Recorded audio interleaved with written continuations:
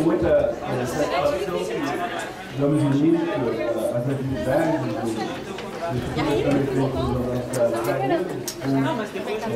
do debate. Não pode chamar ninguém. Acho que até o o nosso palestrante, o professor José Fernandes de Lima, presidente do Conselho Nacional de Educação, que nós disponibilidade aqui televisão. Também o professor Augusto Deon, presidente do Conselho Estadual de Educação, que agradeço aqui está, e a coordenadora da mesa, a professora Dias Fagundes Guimarães, diretora do Colégio de Educação da URGS. Eu queria registrar que a finalidade, já fizemos uma conversa esse ano, mesmo com professores e professoras do Colégio de Educação, e dizer aos nossos convidados que esse instituto está comemorando 20 anos este ano, tem como missão fortalecer o debate interdisciplinar, o debate transdisciplinar sobre as grandes questões das ciências, das humanidades e também as grandes questões sociais do nosso tempo. A nossa missão é trazer pessoas da URGS, fazer que as pessoas se encontrem, terminando com a oportunidade de termos um chá.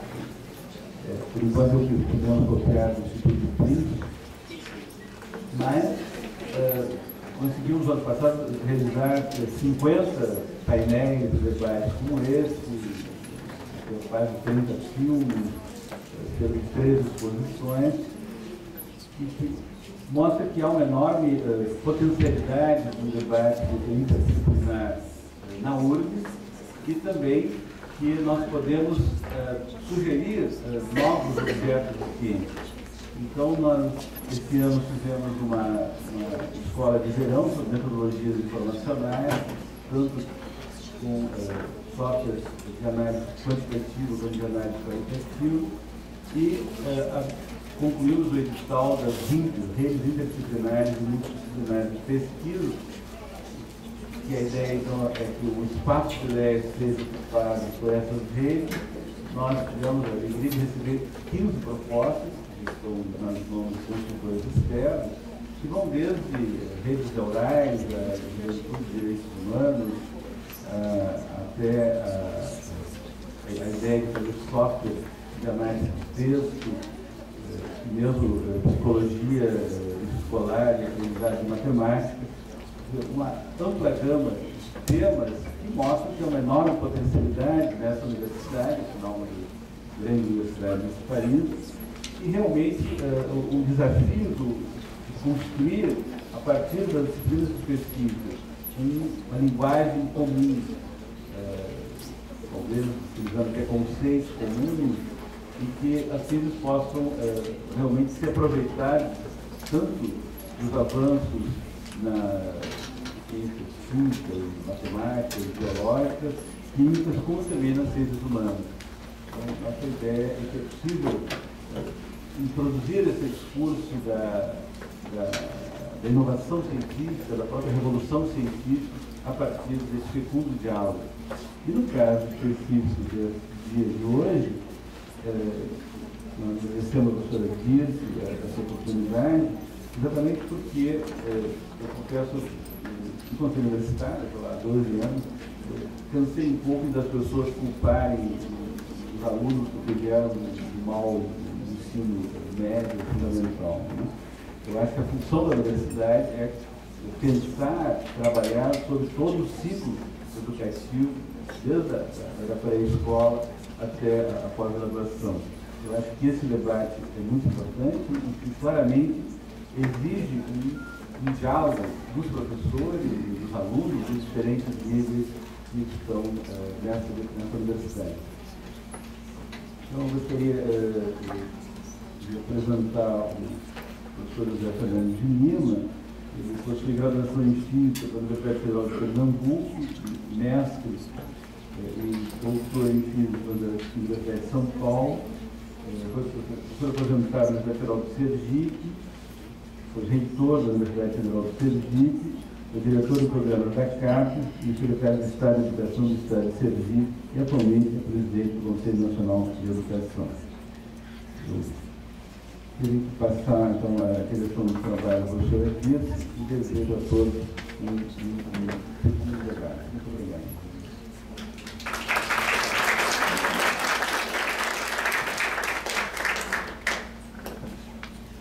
Bom dia, professor José Fernando Lima, presidente do Conselho Nacional de Educação, professor Augusto Guion, presidente do Conselho Estadual de Educação, diretor do ILEA, nosso parceiro, importante parceiro, professor José Vicente Tavares, professores, convidados, visitantes.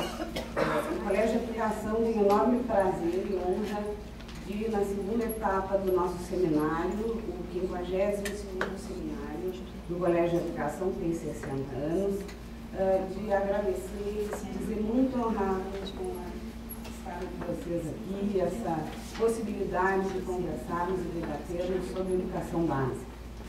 O Colégio de Aplicação é um dos 17 colégios federais do Brasil, responsável por inovação e ensino na educação básica.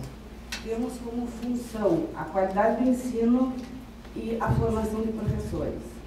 Eu costumo dizer no Conselho de Diretores do Colégio de Aplicação que o MEC poderia nos aproveitar muito mais em termos de inovação e de possibilidade de intervir nesse problema tão recorrente que o Brasil enfrenta, que é a educação básica, a formação dos nossos alunos. O Colégio de Aplicação, tradicionalmente, ele trabalha com a formação dos alunos, a formação cidadã, juntamente com a informação que eu costumo colocar, e a gente tem visto muito esse acordar de que não posso ser reivindicador, transformador, se eu não tiver estofo, se eu não tiver informação, se eu não tiver conhecimento construído. E é essa a nossa meta, por isso que estamos aqui, convidamos vocês, muito honrados com esta possibilidade. Obrigada.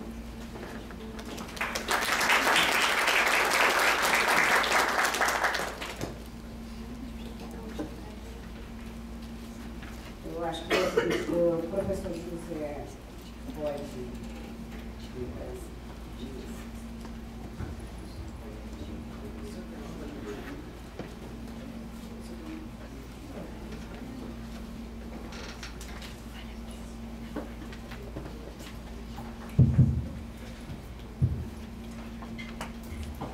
Bom dia a todos e a todas. Antes de mais nada, eu gostaria de agradecer aqui pelo convite. É para mim realmente uma satisfação, uma oportunidade de estar aqui. Eu encontrei com algumas pessoas aqui do Colégio de Aplicação num evento que nós tivemos aí sobre ensino médio, lá em Curitiba, e o pessoal estava comentando, olha, gostaríamos de fazer essa discussão. Eu irei, com todo prazer, eu tenho tentado fazer nos últimos tempos que estou como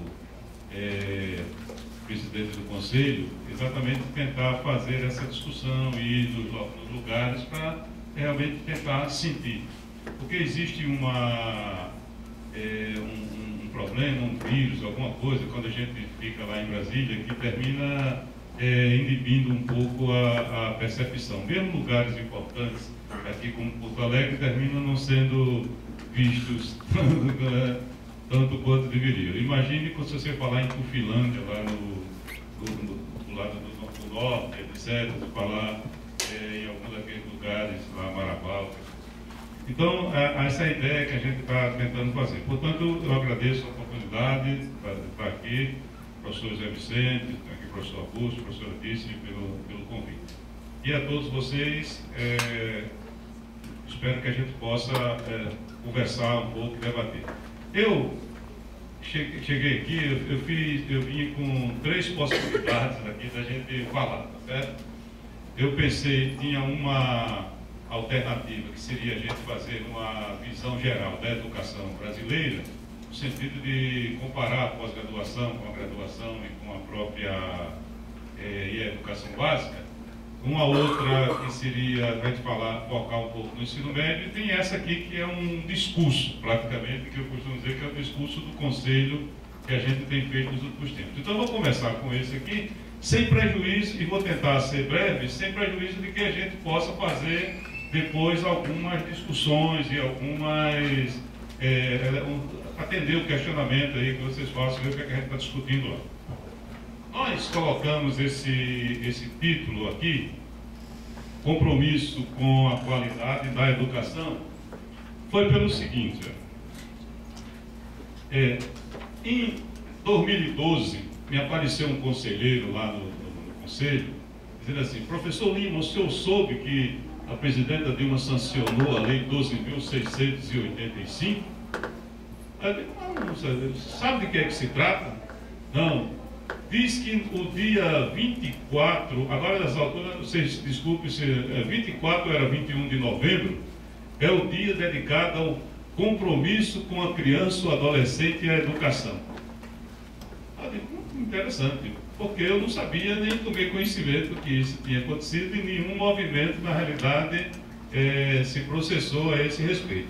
Mas vocês... gostaria de dizer para vocês que existe uma lei que diz que tem um dia, que é o dia desse compromisso. Eu tomei como base isso, eu digo, então vamos tentar ver se realmente a gente tem algum compromisso com a questão da educação aí no Brasil e como é que deveria ser esse compromisso. Aí eu começo a fazer o discurso dizendo o seguinte: nós temos um processo de desenvolvimento no país e, queiramos ou não, o Brasil tem se tornado um protagonista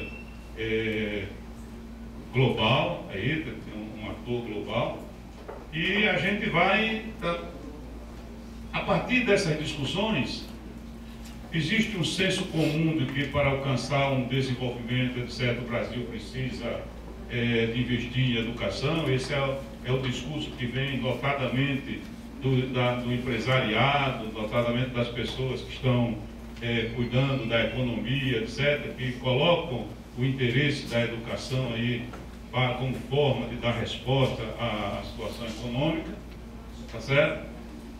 Essas próprias pessoas falam que a educação básica ocupa um papel de destaque, mas não é só por esses setores. Vários outros setores têm colocado a educação básica hoje também como um ponto de destaque. No Plano Nacional de Pós-Graduação, da CAPES, feito em 2010, para valer de 2011 até 2020, tem um capítulo que diz que trata especificamente sobre a educação básica. Qual é o compromisso que a pós-graduação deve ter com a educação básica? Eu participei da elaboração desse plano e contribuí, inclusive, com a elaboração desse capítulo, e lá a gente alerta para o seguinte, que a CAPES nos últimos anos, a pós-graduação nos últimos anos, tem tratado de assuntos estratégicos do país. No começo ela era apenas uma agência de formação de professores. Depois ela começou a ser uma formação de pesquisadores e, obviamente, a sua missão foi se direcionando também para a formação de profissionais específicos para assuntos de interesse do país.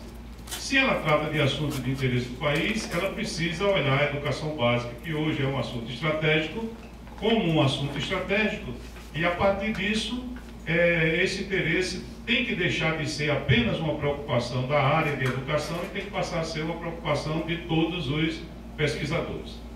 Então, a partir de vários pontos começam a surgir sinais de que a gente precisa prestar um pouco atenção na educação básica. Os sistemas de ensino, um dado também interessante é que existe uma pressão para que as pessoas queiram estudar. Os pais estão fazendo todos os esforços para colocar os filhos nas escolas, tá certo? As pessoas querem estudar. Eu vejo, às vezes, muita gente reclamando, inclusive os nossos colegas professores das universidades reclamando, porque os alunos chegam de noite e não conseguem prestar atenção, etc. eu até brinco, eu digo, tenta exercitar, vai trabalhar, sai de casa de manhã, 6 horas da manhã, trabalha no comércio lá, ficando em pé, porque eu já fiz isso, tá certo?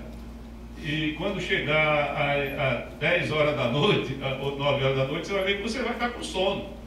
Por mais novo que você seja, tá certo? Você não vai estar com muita concentração para estar prestando atenção. Isso significa que as pessoas em si, os indivíduos estão fazendo esforço, tá certo? Tem um dado também que surgiu aí a partir desse documento que nós discutimos lá no caso da pós-graduação, que era o mapa de quanto nós vamos perdendo de alunos ao longo dos anos e aonde é que nós perdemos mais. Perdemos exatamente quando o indivíduo começa a completar 15 anos de idade, tá certo? De 15 a 18, ou seja, exatamente no ensino médio é onde nós perdemos uma grande parte dos nossos estudantes. E perdemos por quê? Porque as pessoas, o pai chega para o menino e diz o seguinte: eu já criei você 15 anos aqui, o negócio aqui está apertado, você vai ter que se virar, meu filho. Tá certo? Ah, mas não pode trabalhar de 18 anos. Não pode, é o que diz a lei, mas o pai não quer saber disso, tá certo? O pai quer que o menino se vire para começar a trabalhar, então já que ele não pode oficialmente, começa a fazer algum tipo de biscate e assim por diante. Então, apesar de todos os esforços, o número de pessoas, o número de alunos está aumentando, e ao aumentar o número de alunos, aumenta a diferença, tá certo? De condições desses alunos, e obviamente a gente tem que ver que a forma de organização da escola vai ter que sofrer algum tipo de transformação. Aí, um dado que eu coloquei aqui, muitas ações, poderia ter sido um pouco menos chato, alguns avanços, tá certo? Mas o problema é o seguinte, é que nós não podemos negar que os estados, os municípios, o governo federal, todos estão fazendo muitos programas, nós estamos criando muitas ações e muitos investimentos para a melhoria da qualidade.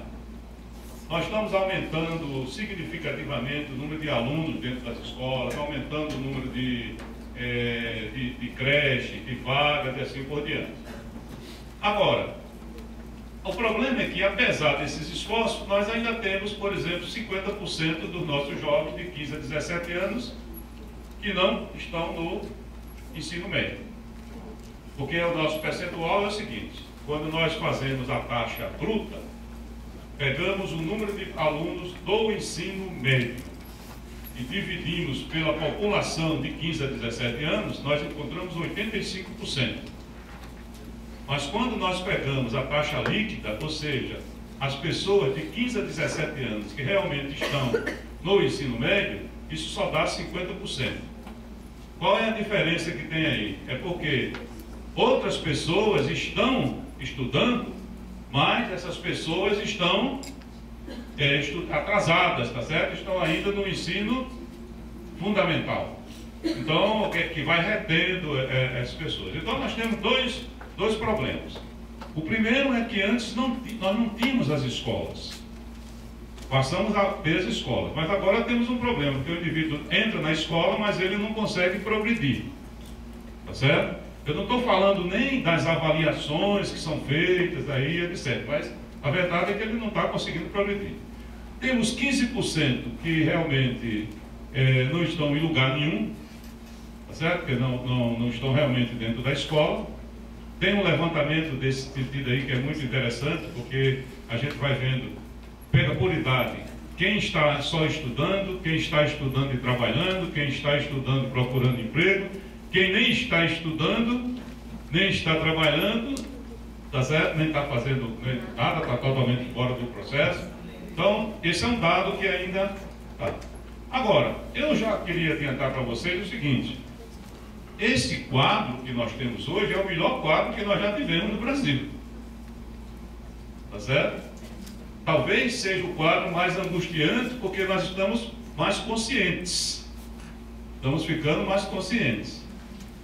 E também é mais angustiante porque tem um problema que nós vamos colocar mais adiante. prevalece a sensação de que as ações, agora isso aqui é verdade, prevalece uma sensação de que todas essas ações não estão levando a grande coisa. A gente sabe que está fazendo esforço, mas tem sempre aquela angústia, a coisa não muda na velocidade que a gente está querendo. Eu tive uma conversa semana passada com o pessoal do Conselho Britânico, lá em São Paulo, e fazendo uma apresentação, aí era uma apresentação geral da educação aqui no Brasil. E uma coisa que no final eu estava alertando para eles é o seguinte, é que nós estamos tentando fazer em 40 anos o que eles fizeram em alguns séculos, com o devido cuidado, com toda a precaução, e agora nós estamos querendo correr. Por isso que de vez em quando a gente corre e deixa alguma coisa errada aí para trás. Tem hora que vai ter que estar voltando. Então, repare bem. A sensação que nós temos aqui é um dado interessante. Eu digo, parece até que nós estamos repetindo aquela situação de não organização aqui do sistema educacional detectada pelos pioneiros, aquele movimento dos pioneiros da educação nova. Quando eles diziam, realmente nós precisamos fazer um sistema nacional de educação que dê as condições de desenvolvimento do país, etc. O que é que eu acho que, na realidade, nós precisamos fazer? Nós precisamos deixar claro qual é a nossa agenda de educação. Existe um conflito, existem as agendas. Quando a gente fala de qualidade de educação, nem sempre a gente está falando da mesma coisa. Esse é um problema. Você liga aí a televisão ou lê o jornal, você vê muitos comentaristas, tá certo? Especialistas, falando aí da questão da educação, e os indivíduos fazem comentários que não podem ser comparados, porque eles não partem dos mesmos princípios, dos mesmos pressupostos. Eu dou um exemplo. Eu fui secretário de Educação. E, num determinado momento, eu conversando com alguns colegas, ele me sugeriu, um deles, pelo menos, me sugeriu, disse assim, Lima, você tem tantas escolas aí, eu acho que você deveria escolher 4 escolas dessas, ou 3, e fazer um grande esforço, e aí você mostrar serviço. E aí ele disse assim, não, eu não concordo com essa coisa. Ele disse, não, e o resto que eu faço? Não, o resto você deixa para lá, não tem importância. Se você mostrar 4 escolas dessa aí, você já vai aparecer bem aí na mídia, etc. Porque com 4 escolas você já dá uma bala, tá certo? Então essa é uma visão de educação, tá certo? Eu tenho perguntado também aqui, em alguns lugares, um dia desse eu estava no Pará, fazendo a discussão lá com os engenheiros, e eu faço sempre a pergunta, a educação de hoje é melhor ou é pior do que no passado? Aí quando a gente fala com essas pessoas, que hoje são ocupam posições, etc., elas sempre acham que a educação do passado era melhor. Mas não é maldade dessas pessoas quando elas dizem isso. Elas têm um motivo para dizer. Elas estudaram naquela escola e elas se deram bem. Tá certo? Elas poderiam ter um exemplo, ter um resultado, chegar a uma conclusão de, não é? Elas estudaram naquela escola e elas se deram muito bem. Tanto que hoje um era um engenheiro lá da Vale, outro não sei o quê, essas coisas todas. Aí, elas poderiam chegar a uma conclusão diferente se eles trabalhassem com um universo maior, ou seja, considerando toda a população, porque eles iam ver que naquela escola em que eles estudaram, aquela escola só contemplava 10% da população. Aquele 10% tinha sucesso, e aí os outros 90% ficariam fora. Eu já cometi já fiz uma avaliação dessa. Eu me lembro que uma vez eu estava lá no interior de Sergipe, e eu passei assim na rua, tardezinha, aí o pessoal do interior, né, costuma ficar ali na porta, ali sentado, né, nas cadeiras, e eu fui olhando e tinha várias velhinhas assim sentadas na porta e tal.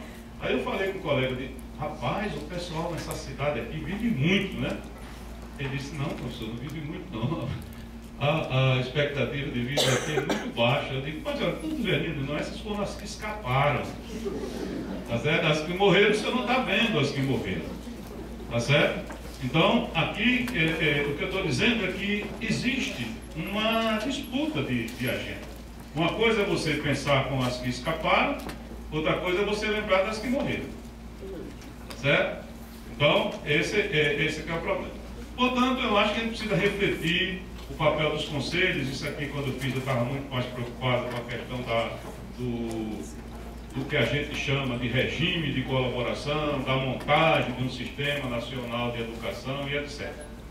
Essa próxima transparência eu vou passar muito mais depressa, porque era falando mais dos conselhos. O conselho que é intérprete da LDB e tal, então tem que pensar num compromisso e tal.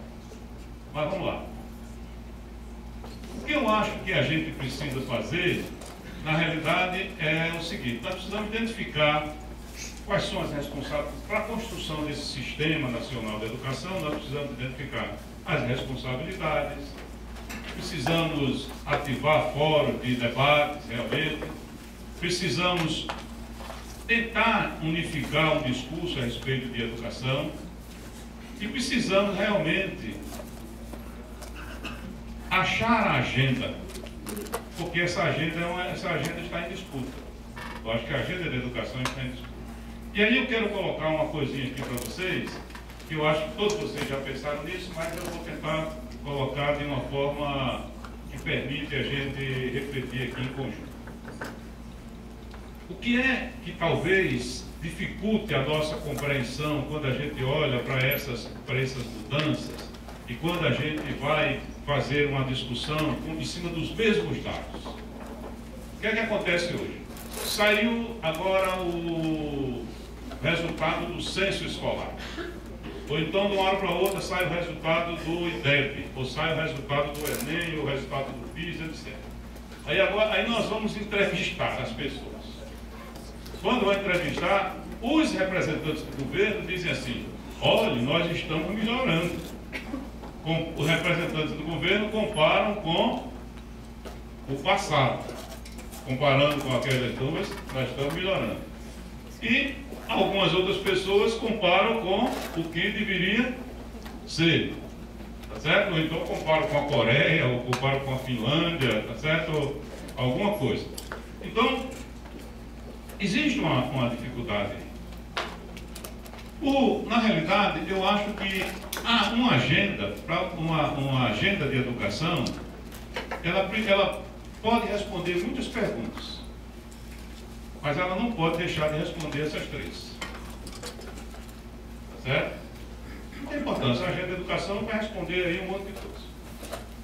O que tem acontecido muito é que a gente tem concentrado muito nessa resposta, nessa pergunta aqui, nessa resposta, e às vezes a gente esquece dessas duas. O grande problema é exatamente esse. Eu quero saber o seguinte: para quem é que eu quero a educação desse país? Se a gente não responder essa pergunta, não tiver clareza, a gente pode patinar. Pode uma hora estar fazendo de um jeito, outra hora estar fazendo de outro. Certo? Eu vejo lá no próprio conselho, tem essa discussão. De vez em quando eu digo: olha, vamos ver o que é que a gente quer mesmo.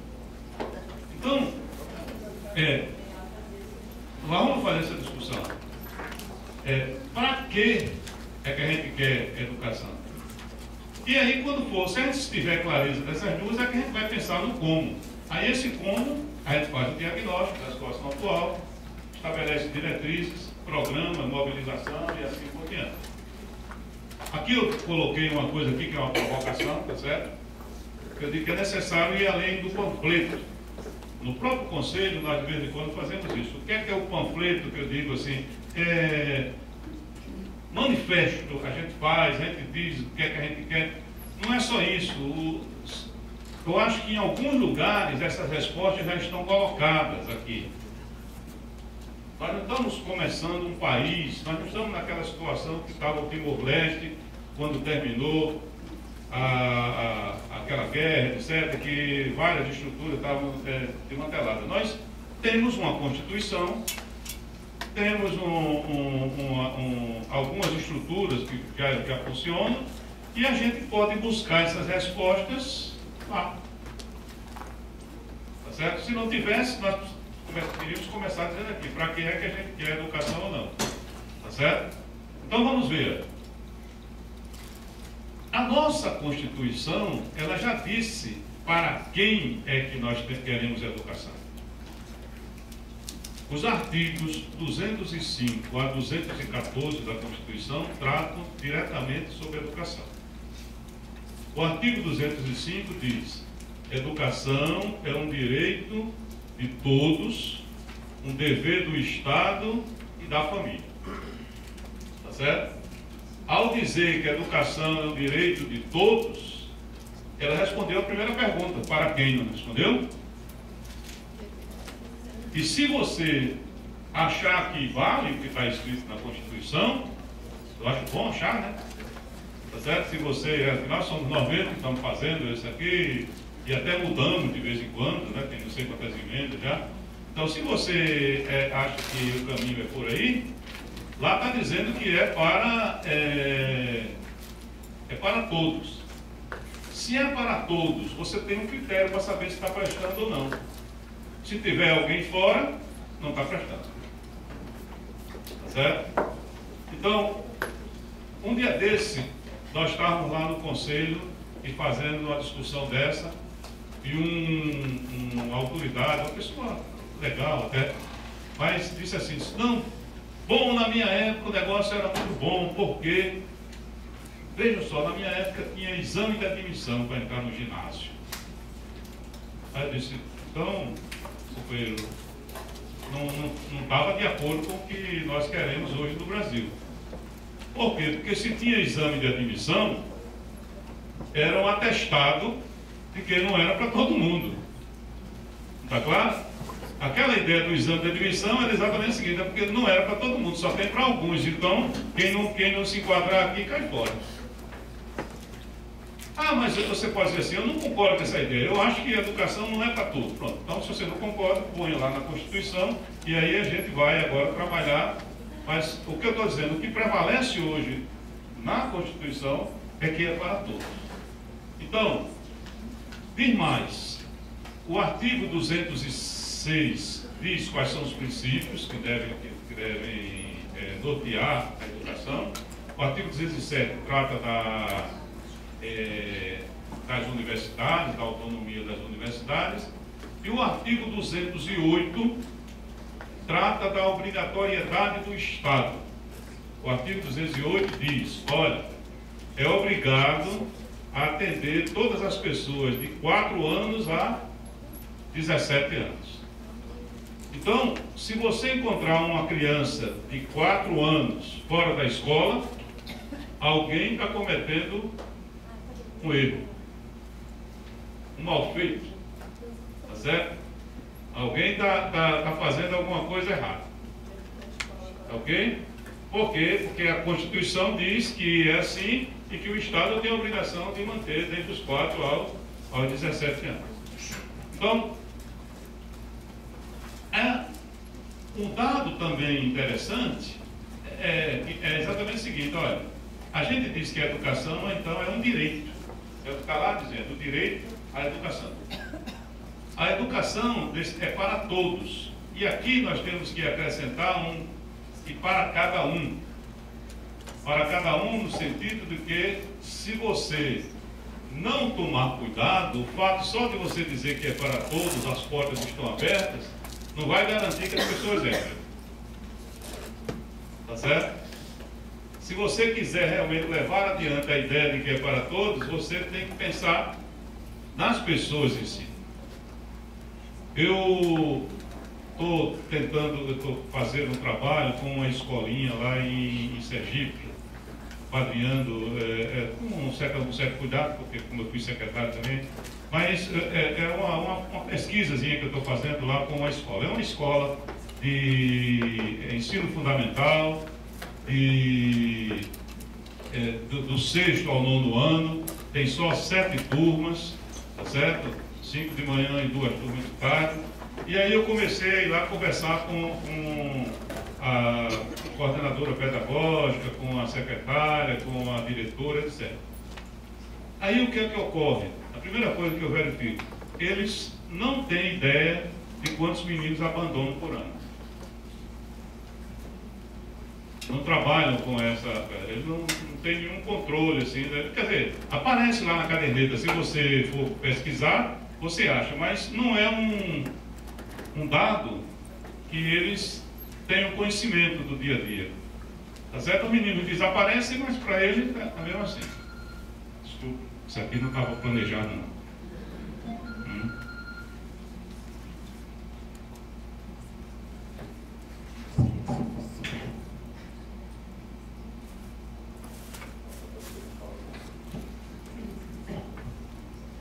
Então a ideia é exatamente o seguinte, não estava, então, por quê? Ele não trabalha, a escola está aberta, tem sala, tem todo mundo, mas ele não se preocupa muito com isso.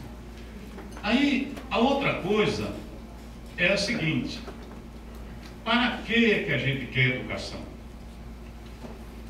Também, na LDB e na própria Constituição, diz que nós queremos educação que forme para o trabalho, para a continuidade dos estudos, para o exercício da cidadania, para a vida. Ora, se a educação que nós queremos é essa educação que está escrita na Constituição e na LDB, a gente precisa tomar cuidado, porque aí a nossa escola não pode ser uma escola que forme só para o trabalho, não pode ser uma escola que forme só para ir para a universidade, para o ensino superior, não pode ser uma escola que não considere essas duas coisas. Ela tem que ser uma escola ampla.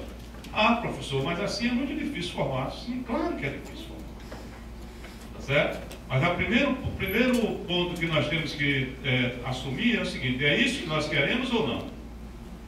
Certo? É isso que nós queremos ou não? Então, aqui, a própria Constituição diz, então eu estou respondendo aqui desses 3 itens, olha, para quem, esses 2, e aqui para quem. Essa superação, a escola vai ter que superar alguns limites. Essa superação significa a educação mais ampla, tá certo? Que tem finalidades múltiplas. Aí começa a aparecer um dado que é muito interessante, que é o seguinte: como é que você organiza nacionalmente essa educação? Olha, se a educação é um direito, ela tem que não pode ser um direito desse jeito para um e um direito do outro jeito para o outro. Tem que ter como fim uma coisa única. Vocês estão me fazendo entender. Se é um direito, tem que ser um direito de todo mundo. Teoricamente, seja nessa escola aqui do Rio Grande, seja numa escola no Amapá, etc., todos tem que existir um mínimo de direito. A lei foi muito feliz ao dizer isso aqui. Ela estabelece uma base nacional comum, uma base comum nacional, tá certo? Do que é que a gente precisa fazer, tá certo? Quando a gente diz que ela tem essa escola, portanto, tem que ser única, tem que ser capaz de atender a todos com qualidade e, obviamente, tem que ser capaz de atender a diversidade, a heterogeneidade, etc, etc. Essa educação é o que a gente chama de qualifica, que já era uma qualificação, né, de educação de qualidade social. A educação que consiga dar conta de todas essas questões. É fácil? Não é. O problema, a primeira coisa que a gente tem que fazer, é isso que a gente quer ou não é o que a gente quer? Porque, só para lembrar para vocês, é o seguinte, ó, vou dar um exemplo. O ensino secundário aparece pela primeira vez em quando? 1931, né? Aparece o ensino secundário. O ensino secundário era o quê? Ginásio. Tá bem? Porque o primário era só os 4 primeiros anos, né? Até os 4 primeiros anos. Quando o ginásio já era ensino secundário. E como a obrigatoriedade era só o primário. Para ir para o ginásio não tinha obrigatoriedade. Portanto, o governo não tinha nenhuma obrigação com isso. Portanto, é aí que já tinha o exame de admissão, porque não era obrigado. Depois, nós fomos aumentando essa obrigatoriedade. aos poucos. Tem um dado que é impressionante. Vocês devem ter conhecimento disso, mas eu vou lembrar agora. Vejam só. Quando nós aprovamos a Constituição em 88, a sociedade brasileira colocou lá: a obrigação do Estado é com os alunos dos 7 a 14 anos. Certo? Aparecia lá o artigo 208 da Constituição, dizia, o 205 dizia que era obrigação do Estado, e o 208 dizia a obrigação é com os alunos de 7 a 14 anos, ou seja, ensino fundamental. Depois nós aumentamos, é de 6 a 14. E agora passou a ser de 4 aos 17. Portanto, o ensino médio também é obrigatório e a parte da educação infantil também é obrigatória. Vocês sabem quando é que isso aconteceu? Apareceu pela primeira vez no final de novembro, dezembro de 2009, a emenda constitucional número 59, e apareceu na lei no dia 4 de abril de 2013. Ou seja, não tem nenhum ano que o Brasil assumiu o compromisso com as pessoas de 4 e 5 anos e com as pessoas de 15, 16 e 17. Se a gente, aí fica fácil você entender por que é que o ensino fundamental hoje já está universalizado. O ensino médio não está universalizado. É porque, como era obrigatório o ensino fundamental, os prefeitos montaram escola de ensino fundamental, os governos montaram escola de ensino fundamental, etc, etc. Como não tinha obrigação para o ensino médio, foram montando na medida que estava. Como não tinha obrigação para montar a escola para 4 e 5 anos, ninguém montou também. Como não tem obrigação para creche, não montou também. E assim por diante. Então, só agora que o Brasil colocou essa obrigatoriedade.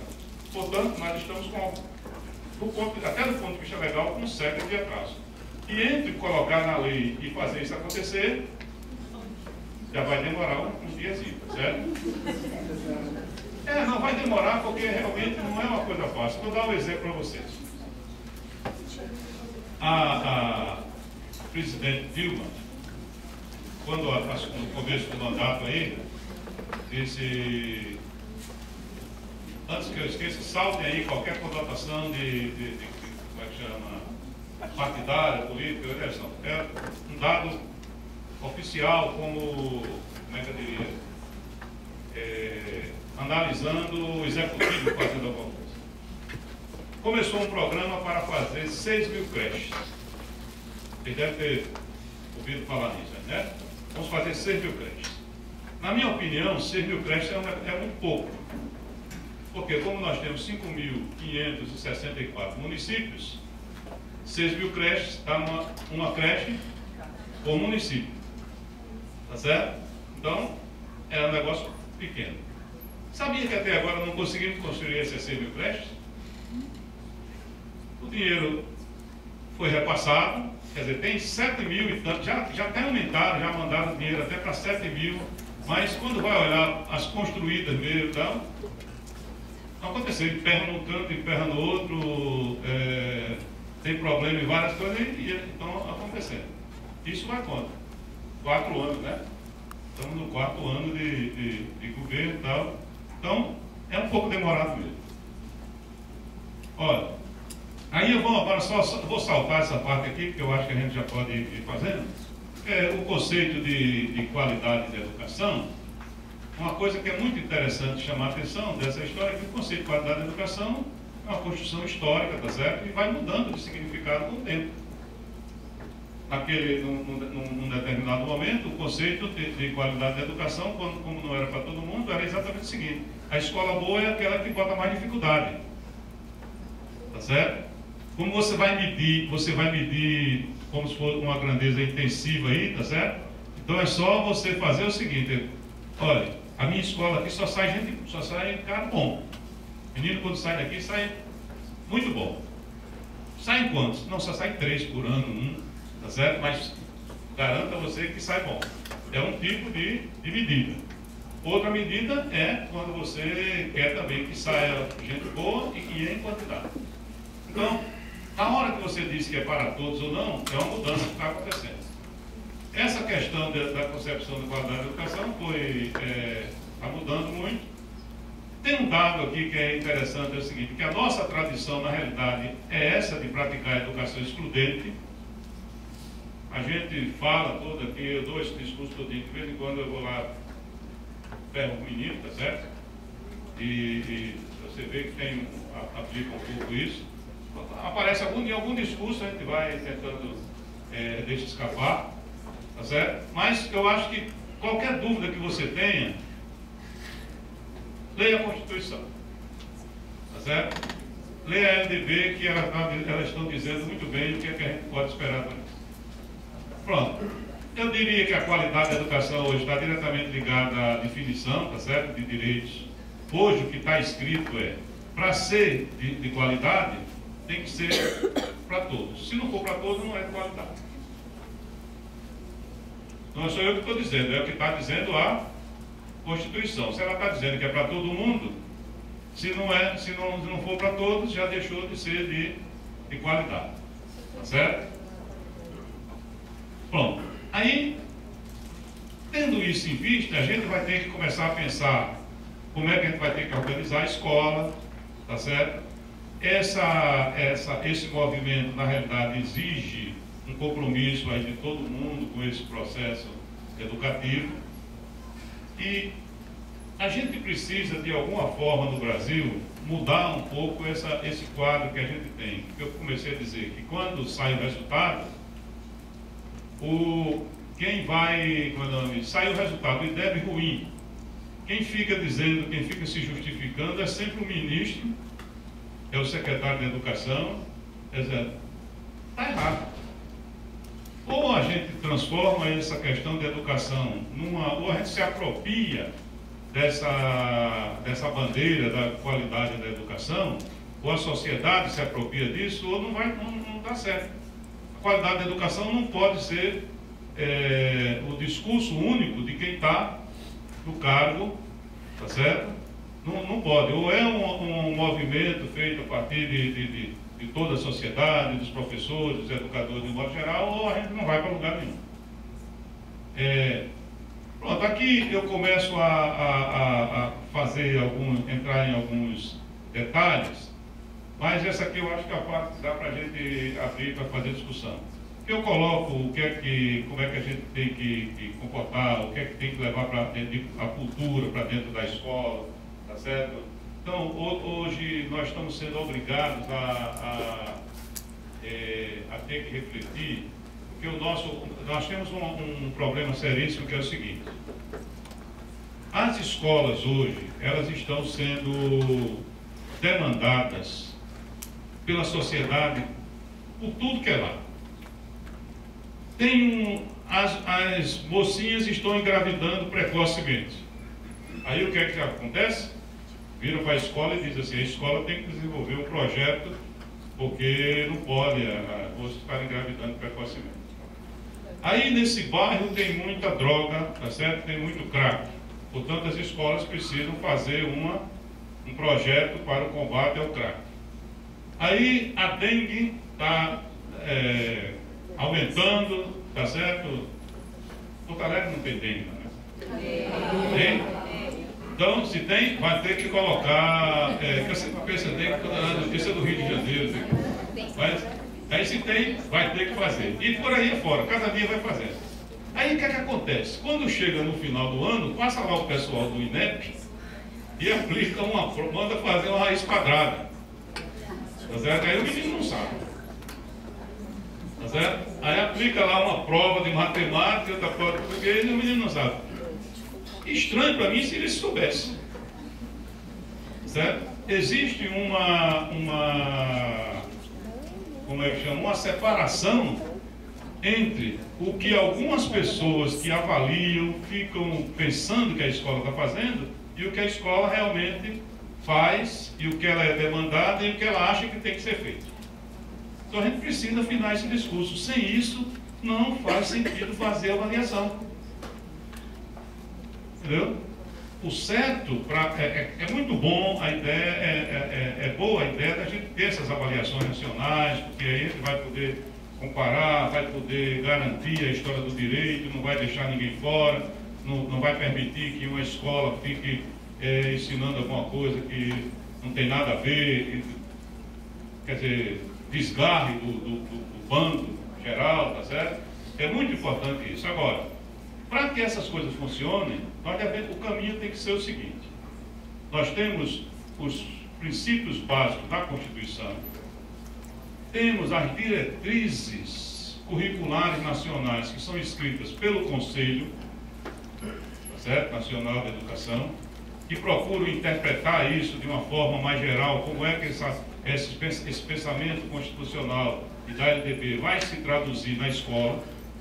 Depois nós temos que ter uma base nacional, temos que estabelecer um currículo, tá certo? A partir daí, pensar o que é que a gente vai trabalhar dentro da escola, e só temos que pensar nas condições de trabalho, e só dadas essas condições é que a gente pode se dar o luxo de ir lá e avaliar.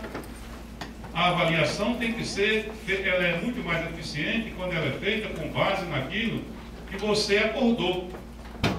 Eu combino com você, eu digo, olha, você vai fazer isso. Aí eu chego no final do ano e passo para ver se você fez. Eu não posso avaliar uma coisa que eu não combinei com você. Tá certo? Então, essa questão que nós estamos dizendo aqui é exatamente isso. Como é que a gente vai trabalhar, tá? As escolas nossas vão ter que realmente fazer alguma discussão. E aqui o que eu quero dizer para vocês é o seguinte: agora, tem um problema sério, é que eu sei de muitos colegas que estudam, que são pesquisadores, que dizem assim: essa forma como as pessoas estão me avaliando, eu não concordo, etc. Então, se você não concorda, você tem que dizer, tem que fazer o enfrentamento, tem que fazer com que essas coisas mudem. Porque,